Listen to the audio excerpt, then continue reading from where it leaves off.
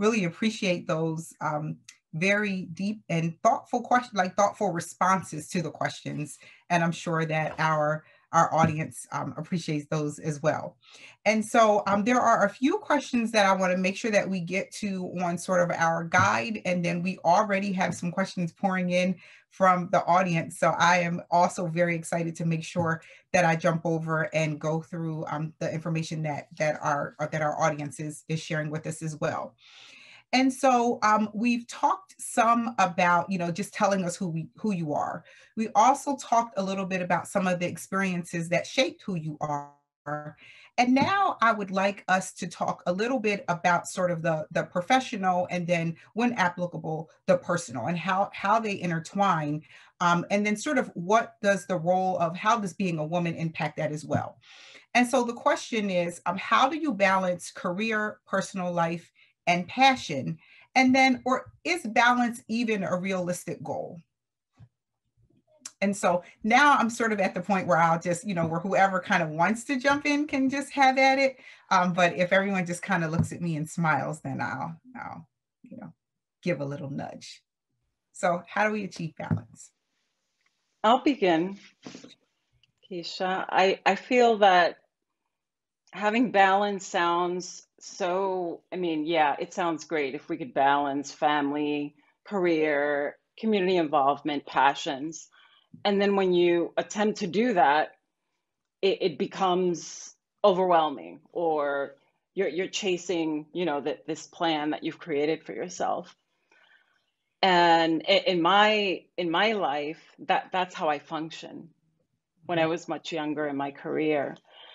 And now I feel that I'm much more driven to getting involved in things that really speak to me and that kind of resonate with my life values and the things that I feel I could help to create change toward, versus simply getting involved in something for the sake of being busy.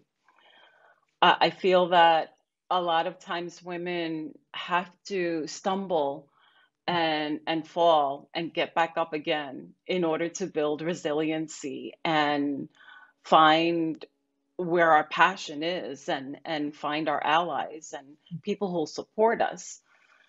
And more so now than ever, I'm more inclined to wanting to create a safer pathway for other women so that they don't have to endure the things that I had to.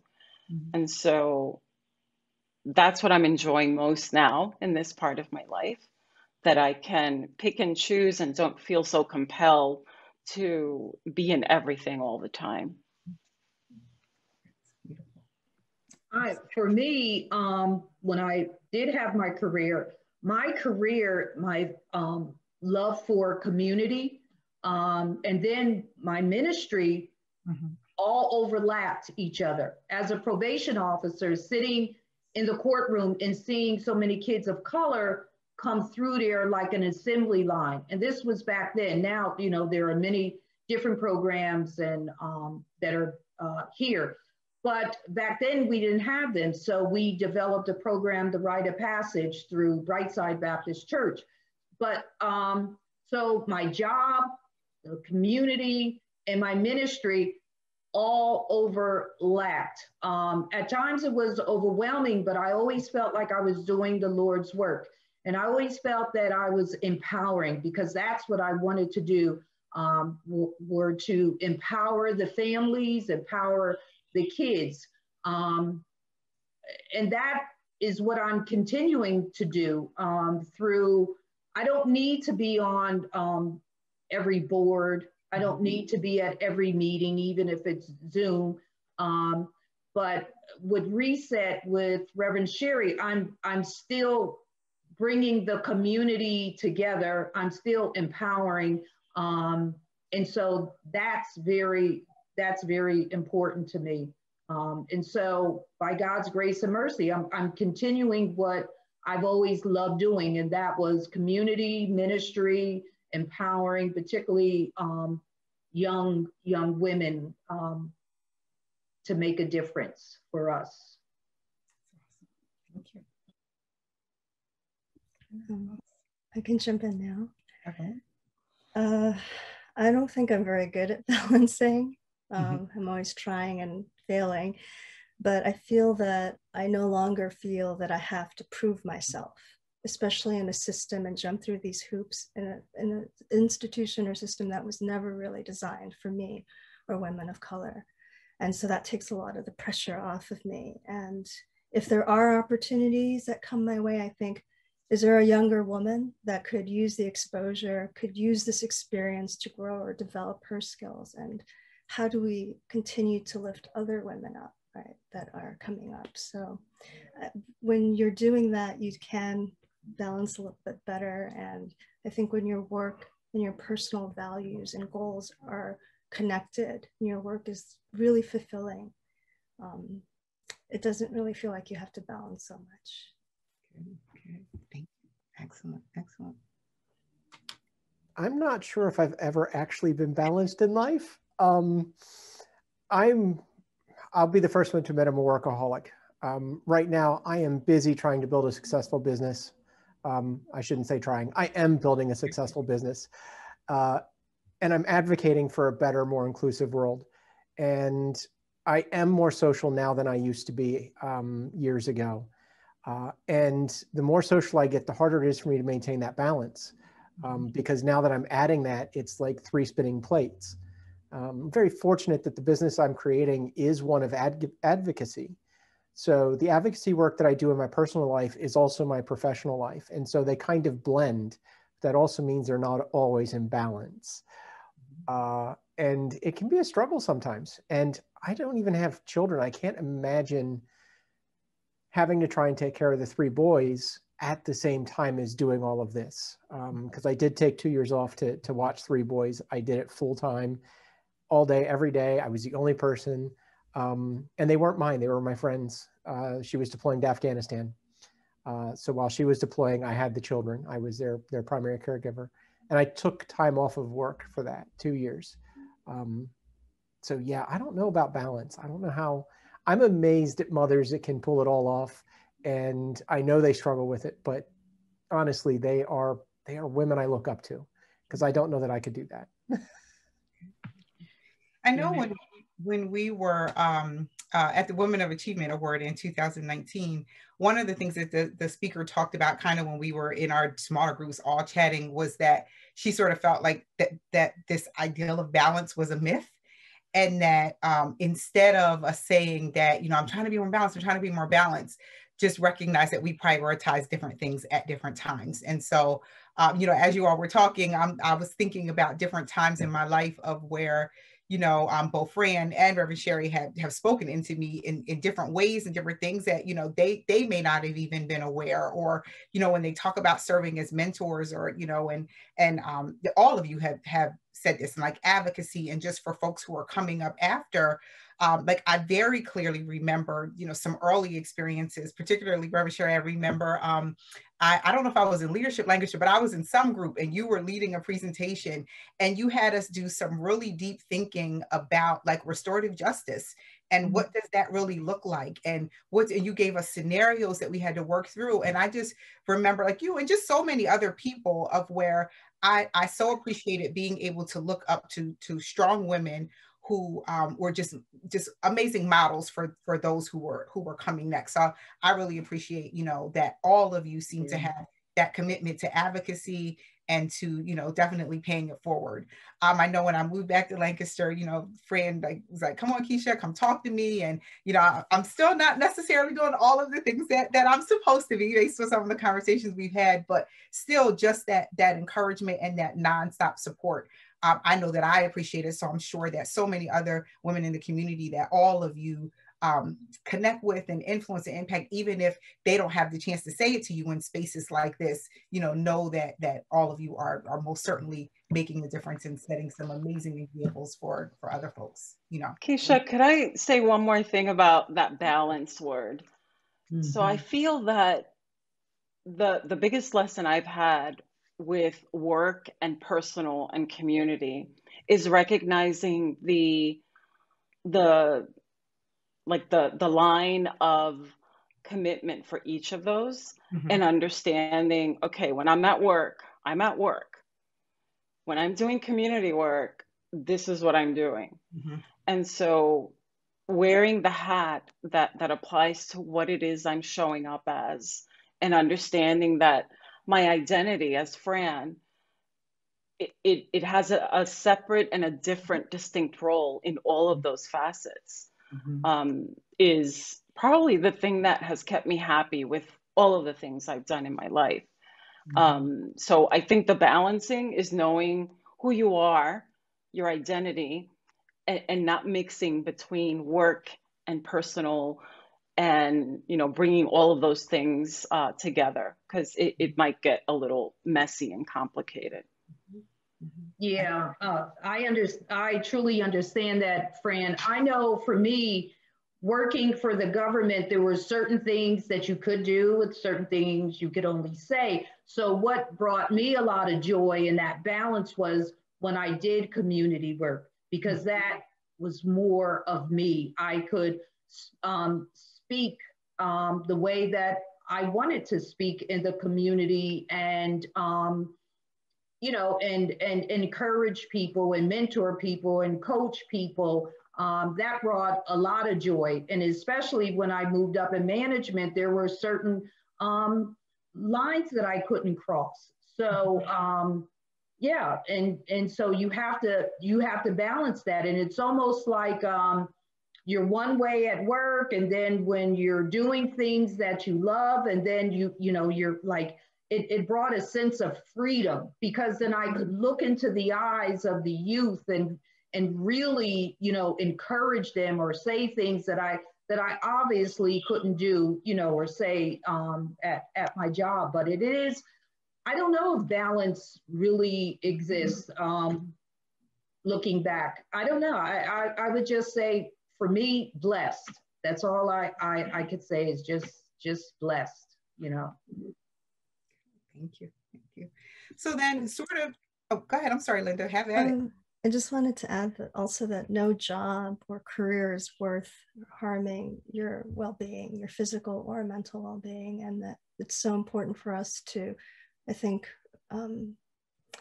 advise younger women about healthy boundaries, and delegating, and, you know, it's just something we have to practice more. Thank you. Well, then that actually transitions nicely into a question that someone from the audience had. So I want to make sure I'll sort of go back and forth while we have some there. And the question that was posed is, how do you deal with judgment? So how do you deal with being judged for your race or for your gender, et cetera, like those different things? How do you, you know, not necessarily balance it, but how do you deal with it? Because, you know, obviously it is something that is not going to go away. And sort of like part of the conversation we were having before we went live, in where we have to make sure that we're taking care of ourselves. So how do we deal with that?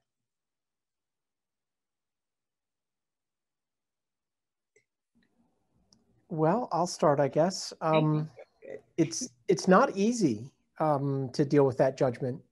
There are times when I don't know how to deal with it.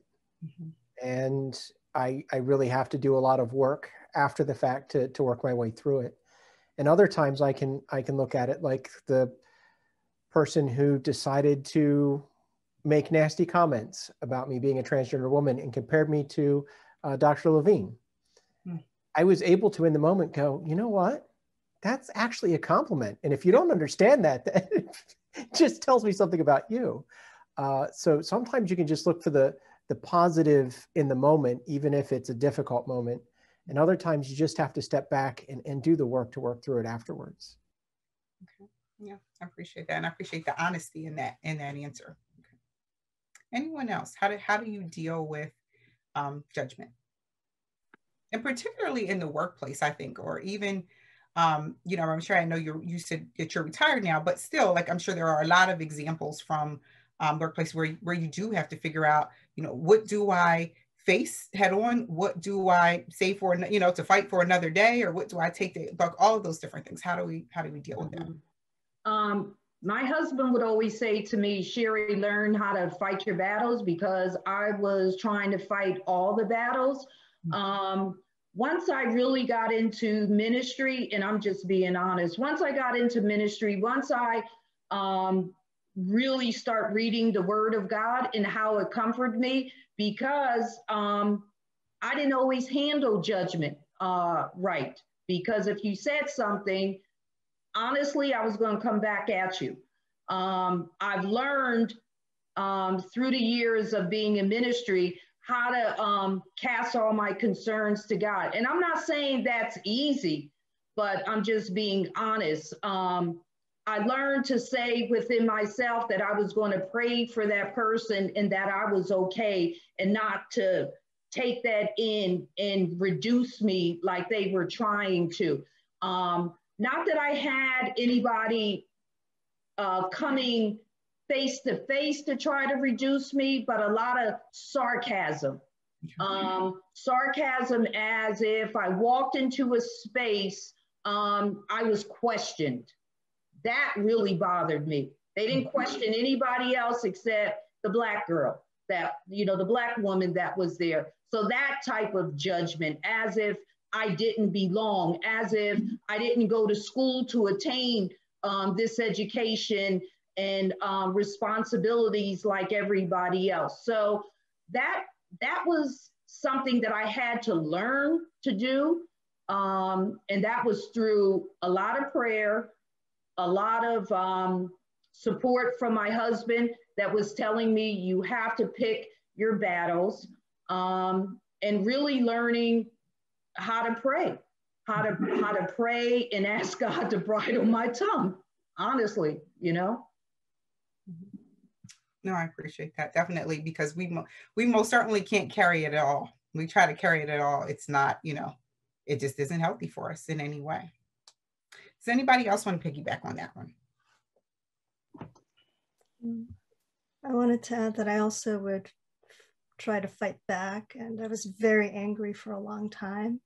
And now I have to think, like, is this a battle that I want to have right now? And so I check in with myself more about that. But ultimately, it's about knowing who I am. And so whatever they say about me or misrepresent me, judge me, I know who I am and what really happened. And I think that kind of centers me. But I didn't have that earlier on, and I would be much more reactive and angry. And so I'm trying to check myself more. I actually learned very, very early in life while I was a single mom, and I advocated so much as a single mom while my daughter was in Catholic school, because back then, I think even maybe so now even, that the model family was a two-parent household with a father and a mother. And I had to kind of push my way through to be accepted in certain parent groups, or to speak up on behalf of why aren't things available for Spanish-speaking families, let's say. And so I learned back then how to really stand up for my daughter first. And now it's almost like I walk into situations and rooms, and I silently dare people to, resist or to single me out, because I'll find some way or another, not in a reactive way, to kind of respond to the situation so that the person or people can learn from what they've done. The wrong that they've done to me is actually harming a community. Excellent. So sort of piggybacking on that, talk a little bit about when you are in different work environments, professional environments, or even community environments that might be more male dominated. How do you ensure that your voice is heard or respected, or that that you aren't sort of silenced? That there's a lot of research when you talk about gender speak, of where women are expected to use polite speak. And so if I speak firmly, or if there's a little bit like of bass or, agitation or whatever in my voice, then I'm immediately deemed an angry Black woman, or we're deemed as erratic or irrational, or whatever it may be. Whereas in many instances, the research will support that a man is just viewed as, a go-getter or motivated. And so talk a little bit about how do you navigate when, perhaps you are the person in charge, or perhaps you are the person who's driving what's going on, but you recognize some of these different gender dynamics that are occurring. I can start. Sure. In meetings, I always acknowledge the woman's contribution. I thank her for that idea, acknowledge it. I also make sure that if someone hasn't had a turn to speak and someone else is taking a lot of space in the room, to make sure that we invite that person in. So I think that women can help each other out in these types of environments and meetings, looking out for each other, elevating each other's voices, amplifying our voices and ideas. Mm-hmm. For me, even in the church, it's patriarchal. Mm-hmm. So at times your voice could get muted. But it doesn't stop me for speaking up, and saying what I have to say. So with the program that I have, the vlog, Reset with Reverend Sherry, I give a lot of space for women. One of the things is our voice. Ministry matters. So giving a lot of voice to people that historically or traditionally have not had a space to speak their mind. So this new programming is allowing me, that's on TCP Network, is allowing me to do some of the things that I felt frustrated with. Because I always knew in the back of my mind, well, if I say that, then they're going to say I'm the angry Black woman. So how could I say it?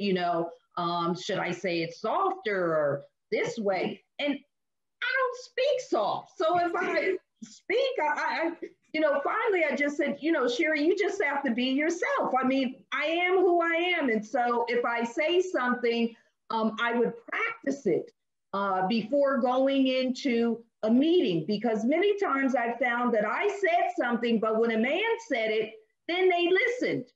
So I had to learn not to be emotional when I spoke, say what I had to say, and then be quiet. But I still allowed myself to have a voice. And that's, if anything, always have a voice, learn how to speak up. And that's, all you could do. Just have a voice. Okay. Thank you. I've actually been in meetings where women have been talked over, and when I see it happening, I'll step in and say, hey, I think this person is trying to have some input. Can we make space for that? So I become the interrupter. I'm the one that speaks out and speaks over someone else to say, hey, you're not giving this person a chance to speak. Let's make space for this. And then, sometimes I get pushed back on that. It's like, you know what? You're not listening to her. Why should I listen to you? We need to make space for everyone. And if you can't abide by that, then I'm going to bring that to your attention in the only way possible, and that's to interrupt you. Great examples. I'm with you, Jessica. I'm a disruptor as well. Sometimes I do it, I'm a lady, I'll do it very ladylike, and then if it's required, then the Brooklyn in me comes out, and then I'll act accordingly. Yeah, I feel like I've had to actually say in meetings, can you please let me speak? Sometimes you have to actually just be blunt and direct, but you have to insert yourself in there. Mm-hmm. So call attention to it. All right. So we're going to jump back to the chat again, because the questions are pouring in, and I want to make sure that we get a chance to address what some of the folks are saying in here. And the proud teacher in me, I see one of my students, and she is a 8th grade student at Edward Hand. And so One of the questions that she asked is, the careers that you all have today, was this the career choice you envisioned yourself having when you were younger? So yes, so maybe so.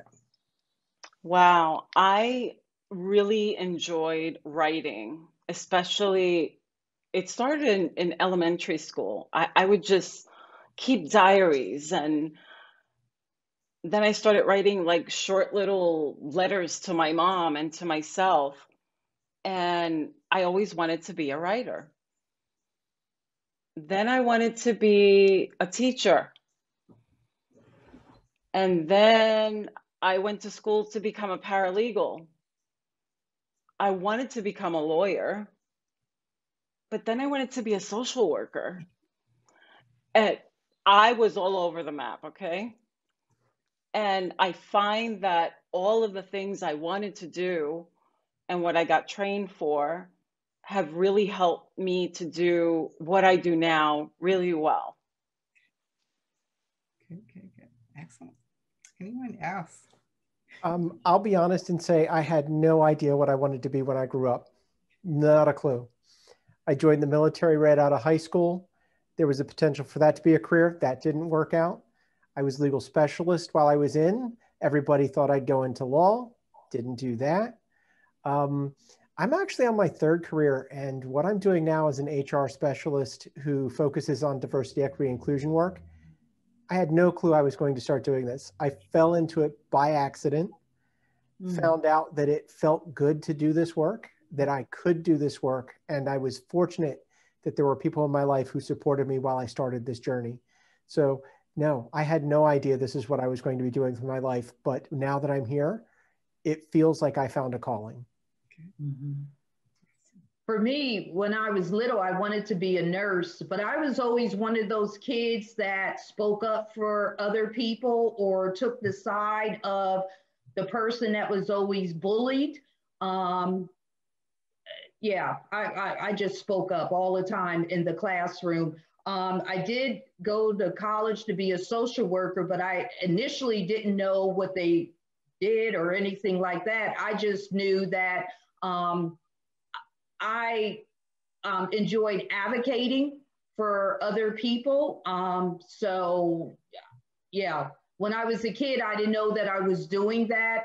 But that's who I am, always advocating for someone else, speaking up for the voiceless. And I find myself always doing that, even when I was at probation and I was a drug and alcohol counselor. And I always found myself advocating for the voiceless. And I do that even in the church to support, to encourage. I teach grief classes. So I'm still doing the advocacy. I'm still supporting, healing, those type of things. Yeah. Excellent. That's such a great question from your student, Keisha. So thank you for that question. And I thought I wanted to be an artist when I was younger and then later an educator, but I never knew that I would land in the current role that I had. So I think you should be open to exploring all of these interests and see what really, is meaningful to you. And as many of the panelists have already said, they were advocating and doing these things since they were very young. And there are many ways in which you can do that kind of work. It's not just in one area. So be flexible and open and experiment. Okay. All right. So let me just go down the list. This one is a good one. Is there a particular woman that influenced you or that you draw strength from on your journey?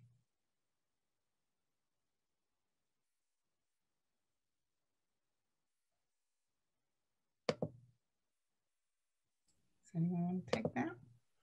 I'm going to say there's actually a few. Okay. And my grandmother is one of them. My dad's mom was an amazing woman, had a full-time job, raised many children of her own, and was a foster mom. And she showed me a true and powerful woman who was powerful both in her home, though she was soft-spoken, and powerful in her work. Lori Battaglia, who is a friend, confidant, and someone who's really helped me find my own space as a woman since my transition began. Those two women especially have had a large impact on who I've become today. Yeah, I feel really blessed because I grew up in the projects in Bethlehem, Pennsylvania. I grew up with a single parent, and my mother always pushed us to get involved in the community. So there were several women in the community that were powerhouses in our community, Miss Esther Lee, Miss Loretta Johnson, and then going on to college, seeing Professor Hazel Jackson, seeing Right On Rita, which blew my mind, you know, from having mentors in Upper Bound.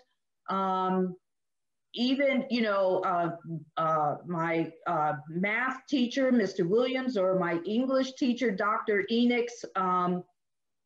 Yeah, I feel really blessed because there were women all along to mentor and empower and to encourage, even going into ministry, because as a woman, when you go into ministry, you don't see a lot of women. So networking with those women, getting encouraged, going to seminary, you know, and then went to seminary in Philadelphia. And the reason why I went to Philly was because I didn't think that I fit in Lancaster because I'm too opinionated. And so when I went to Philly and all these women were in seminary, they blew my mind because I didn't have to speak up because they were doing all of it, you know? And so, because I was never one of those women that were quiet, and I wasn't going to be quiet now that I'm in ministry, you know? So, yeah, just finding who you are or finding your voice. There are women everywhere, and allow them to, you know, mentor you. They're there, and I'm thankful for all those women in each stage of my life.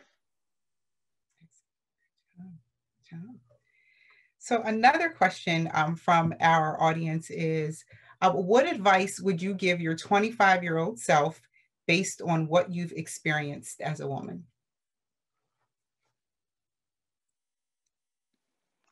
Wow, when I was 25, I was wild. I was having the time of my life. I would probably say pace yourself.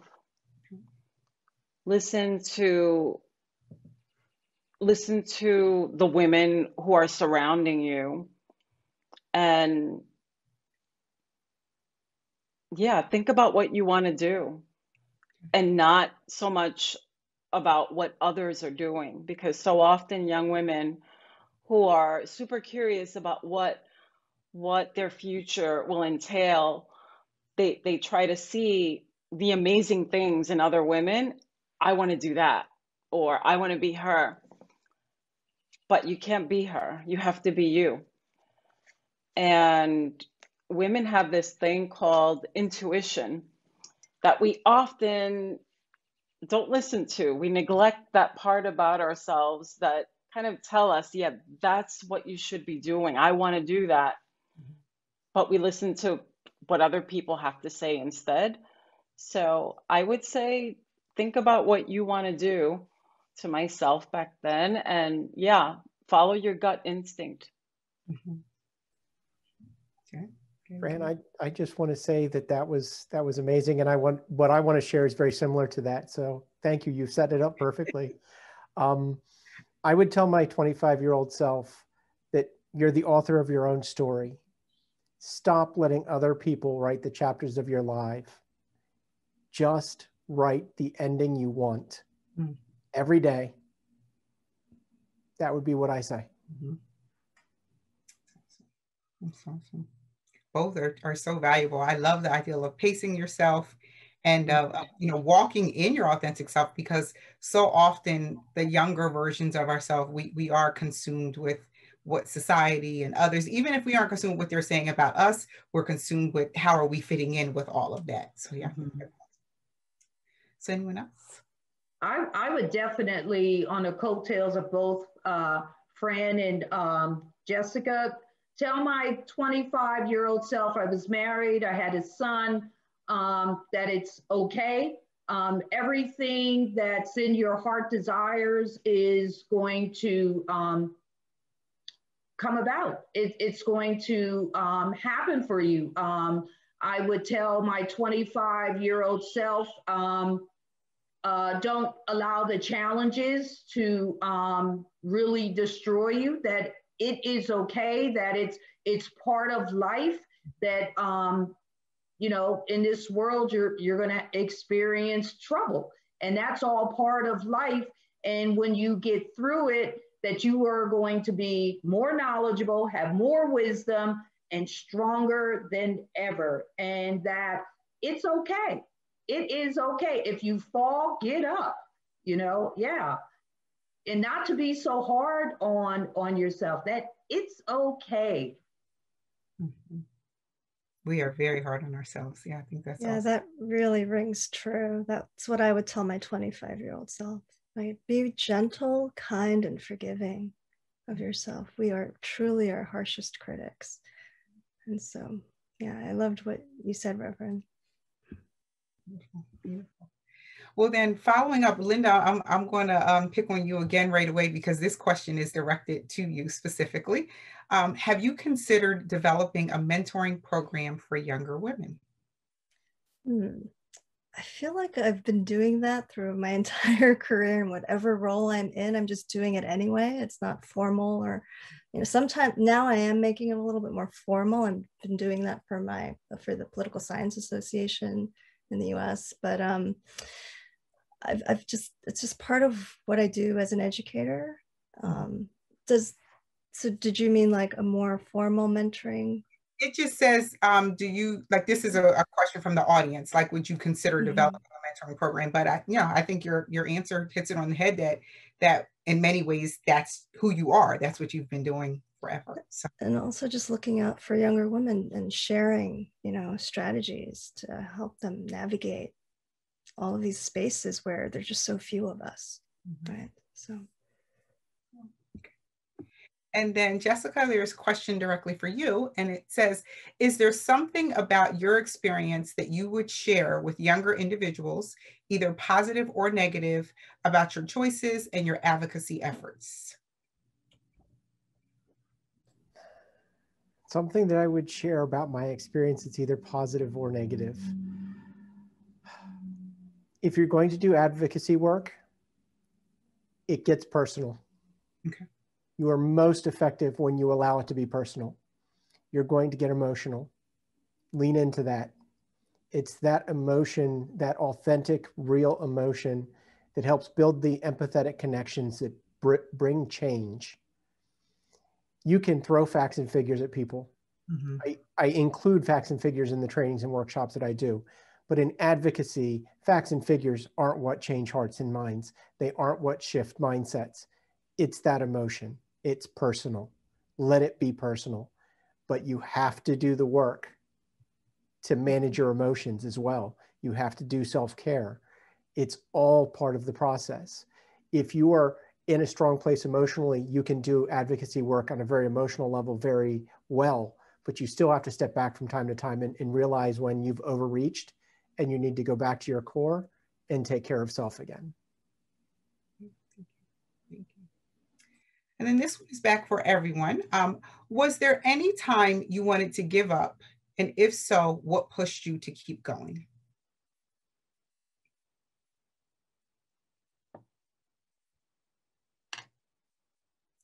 I could speak on that. Yeah, there are times that you want to give up. But what I did was I got a scripture. I could do all things through Christ that strengthens me. And I remember getting that scripture from Doris, and I wrote it on a piece of paper and I put it in my car. And every time I would get in my car, I would look up at it and say, I could do all things through Christ that strengthens me. And that's how I learned to cope. And so God's word speaks to me. God's word strengthens me. And that's what I could share is it's not my word, it's God's word, but that's what it does for me. Anyone else? I believe that the moms in the room probably already know this, but our kids really, whether they attempt to or not, they keep us grounded in terms of why we're doing the work that we're doing and the sacrifices that we've made in life. And now I really believe that it goes beyond Ava. It's about the legacy that I want to leave for the young women who are walking alongside of me and learning from me. And it's being accountable. Mm-hmm. We're not in this alone. We're not in this life journey alone or at work. And everything that you do it's for yourself and your loved ones, but it is truly for the community as well. And the more that we all kind of rally around that idea that we all have a responsibility for keeping others, especially women, a part of our success, people won't fall through the cracks. We'll all benefit from it eventually.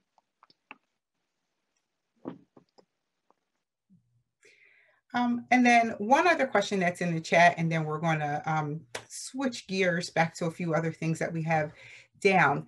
How do you know which battles are worth fighting for? And I think that question came when we were talking about learning how to choose our battles, and that we can't necessarily carry or tackle everything. And so, but how do we know? How do we know which ones are worth fighting for? And that's another heavy one. So for me, there are those battles that I can go into because I am confident that I have the ability to do it. There are others where I don't. So the battles that I can speak to confidently, they're the ones that I join. The ones that I can't, they're the ones where I lift up someone else's voice. If I start a battle that turns out I'm not ready for, I'll turn and look for someone to help me carry that battle or to take that battle over. You're going to overreach. We all do. We're all passionate people. I know everyone on this panel is. I know we've all at one time or another gone, I can do that too. And then had to step back because we can't. So it's hard to choose. But when you feel it in your heart, when it's really deep in you, those are the ones you go for. Everything else, lift up someone else. Let them be the warrior. Mm-hmm. Mm-hmm. Okay. All right. So now what I would like us to do is shift gears a little bit. And I want us to talk about some of the different things that, are occurring in our world. And so I'd like us to take a little bit of time and talk about some of the racial and gender injustices that we see play out on the national stage. And in this moment, I also want to encourage us, all to be transparent. And, for those of us who are on the panel, I appreciate your willingness to go here, as well as those of you who are listening. And so, as we know, most recently, there was the shooting in Atlanta that ended up killing a number of Asian American women.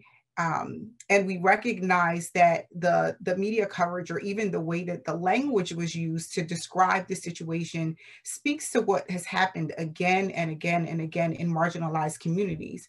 And so, there was language used like that the shooter just was having a really bad day and just got kind of fed up. And I was using that passage in another setting, and I was reading an article that was sort of trying to counter that and saying that it was taken out of context. And so I went back and I'm like, no, I'm going to watch this and no, it wasn't that. Those were the words that were said.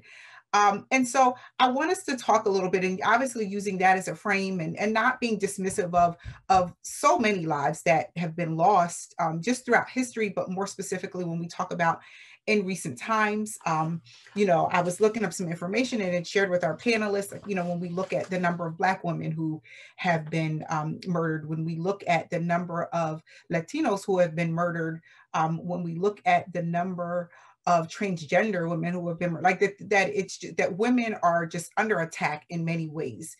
And so I want us to take a few minutes to talk about how do we cope, like how do we process, how do we deal with this, how do we, as we've talked about in all of these other areas, still remain vigilant, remain advocates, but also make sure that we're taking care of our own emotional health and well-being along the way.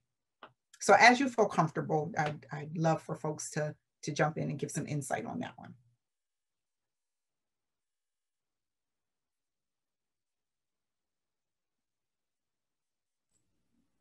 I guess I'll lead again. I'll share an experience that I had this morning. I have an intern who's Vietnamese, and she called me this morning at 8:30. And we talked for almost an hour and a half. So one of the ways we cope is we make space to have the conversations and be there in support for one another. Now, I had things that I wanted to be working on for the business at 9 o'clock in the morning, but having that conversation with her, being there for her, listening to her process, her emotion, her need to be active and do something, that was important. And it's necessary to make that space for ourselves and for others. And I've been fortunate. There have been women in my life who have made space for me when I've needed to have those conversations. So I think that's the important thing here is that's how we navigate that. We make space for others to have those moments and hold those spaces and conversations for them. Absolutely. Absolutely. Yeah, in addition to being present and listening and being kind to one another at these times, I need solidarity. I need to be with other people who understand. And so, especially after what happened in Georgia, I've been just wanting to connect with other Asian and AAPI people and outside of our community. For me, I have to act. I have to help with education. I have to create help with awareness. I have to disrupt and push back and challenge people. Ask parents to disrupt this when your kids are joking or teasing and saying things that are hurtful to Asians. In the workplace, just that's how I process, is like I feel like I have to do something.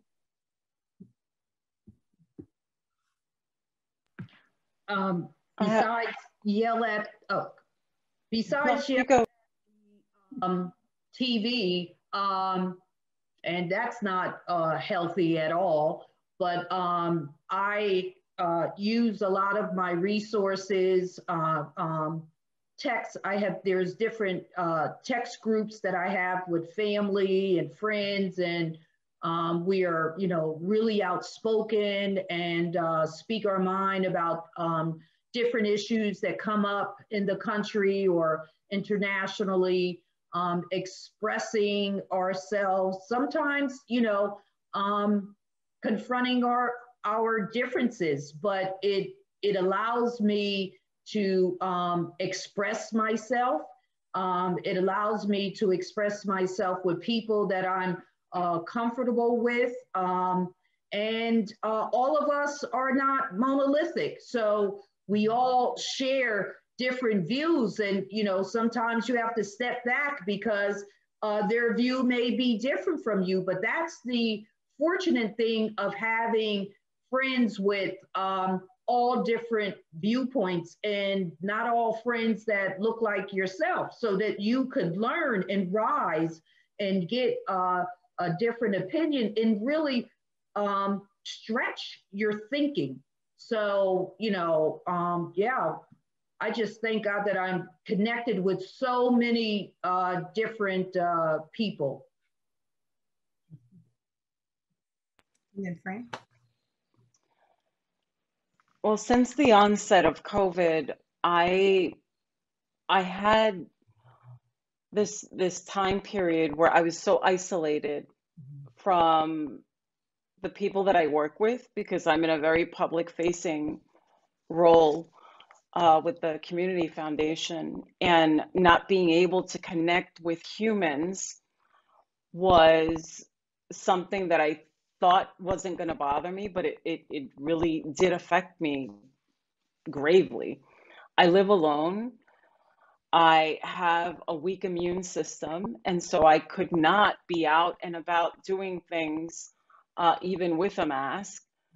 And so I kind of disconnected from the news. I could not watch the news because that really it debilitated me. It made me feel even more isolated from the world.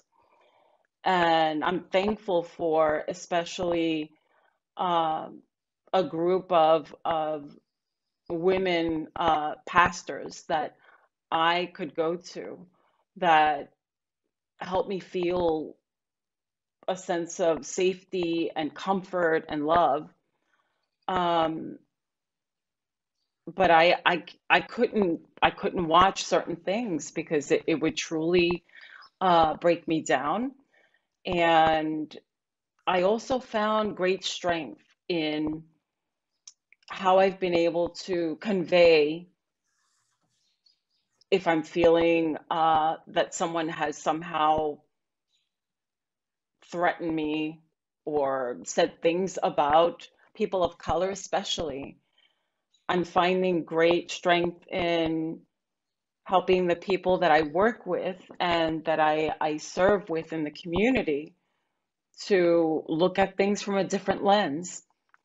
So this time has been so horrible on everyone, but it's also elevated our sense of reflection and how we prioritize our time with one another.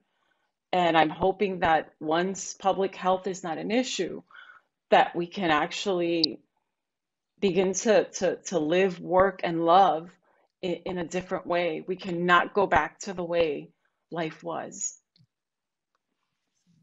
Absolutely. That was so beautiful, Fran. Thank you. I also wanted to thank the YWCA because it has been such a hub. For me personally, I have met some of the most amazing women through the work that I've been doing with the board, like Keisha and Jasmine. And so finding your community, finding your people, your sisterhood, it really sustains you. And so I just wanted to thank all of you, and especially the women I've met through the Y. And you know, one of the things when I was saying a text feed, one of the text feed are women that I went to Millersville University with in 1976. So we have like over 40 years of relationships. I mean, we all went our separate ways when, you know, the marriage and the kids and everything else in life happened, but we reconnected. And so, and the list keeps adding on. We in the morning, I sometimes have to tune them off or put my phone on mute because, you know, there's prayers. Then we go into what's going on in the community. Everybody lives in different areas, so we're updated, we're supporting each other. People are dealing with different health issues. We're praying for them. We're in touch to let each other know, how are you feeling? So these type of networking and support from friends of over 40 years, and who knows you better than, you know, the people that met you at 18 when you were 18 years ago, because we all evolved and we're all different. And so I really like the sisterhood and the support. Absolutely. Wonderful, wonderful. And so thank you all so much. I think a common theme that came out in all of your responses to that is trying to find sort of these safer spaces, you know, that you can engage with others, where you can have sort of your community of support, you know, no matter what that might look like. One of the beautiful things that we have gained through technology is, like Reverend Sherry was just saying, that we can have all of these different text groups. Like as you were talking, I was thinking about, I have one with a group of friends from Howard. I have one with a group of friends from Westchester. I have one with a group, you know, and that all of these people are very meaningful and are sort of, they are life sustaining in some ways for some of these challenges that we are enduring. It's important for us, you know, in those spaces to have people who don't require us to wear the mask, that we recognize that, you know, these challenges are still there, and that we are going to obviously continue to try to work to improve things, but the challenges are still there. And so for us to keep thinking of and finding meaningful ways to care for ourselves as women it's just so important. And I so appreciate all of the commentary, all of the thoughts, all of the insight, everything that you all shared today. It has just been a beautiful moment. And so as we wrap up, we usually try to make sure that we're out of here by 7:30. I don't know if any of you have any final thoughts or comments that you want to share, sort of like, you know, maybe that challenge to, you know, the folks who are out here listening, you know, just whatever that last thing is that you might desire to share in our last 5 minutes. I'll go first. Sure. So I think for every young woman at heart or an age, I would say that you should love yourself every day, selfishly and with intent, and to take whatever time you can to not do anything productive, but to, I don't know, turn music on really loud, dance like no one is watching, literally. Dance, act silly. There's something amazing that happens when you're not worried about what other people are either going to say, or if they're judging you or criticizing you, and to recognize that tomorrow's not promised to you. So making these 3 and 5 year plans, you know what, that sounds really strategic, but you're not guaranteed tomorrow or 5 years. So act, like, seize the moment, do what you want to do today, and create the tribe of women that will hold you up, especially when you need it. Absolutely. Anyone else? Maybe one more. Thank you, friend. That was really good. And I just want to thank the YWCA. Thank you, Keisha, for doing a great job. But also, you know, self-care. I have young grandchildren. I will put on James Brown's Superbad, and we will dance around the house. And oh boy, I get winded, and we're like, yeah, you know, to have fun. And yeah. And the other thing, Ubuntu, which means I am because of you. And that's the way I look at life, that all the people that created the pathway from me to get from where I came from to where I am now. Even when I took a trip to Israel, I was saying to God, how did I get here? I'm from the projects. You know, I was swimming in the Dead Sea, and I was like, Lord, how did I get here? But it was because of all the people that created paths for me. So I'm really grateful for that. And yeah, have fun, self-care, and continue to be in touch with your support, your sisters, your brothers, or whomever. But God bless, and thank you so much.